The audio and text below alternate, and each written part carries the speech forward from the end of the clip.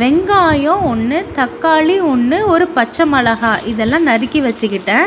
So first சட்டி காஞ்சதும் கொஞ்சம் வெங்காயம் போட்டு அப்புறம் பச்சை மிளகாய் ஆட் பண்ணி அதுக்கப்புறம் தக்காளி ஆட் பண்ணி நல்லா வதக்கி எடுத்துக்குவேன். இதை நம்ம இங்கிலீஷில் சாட்டேன்னு சொல்லலாம்.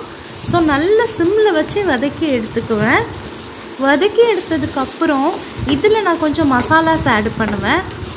1 ஸ்பூன் வத்தப்பொடி, 1 ஸ்பூன் நல்ல மிளகு பொடி, 1 ஸ்பூன் உப்பு, கொஞ்சோண்டு கறி மசாலா, கொஞ்சோண்டு மஞ்சள் இதெல்லாம் போட்டு நல்லா வதக்கி எடுத்துக்குவேன்.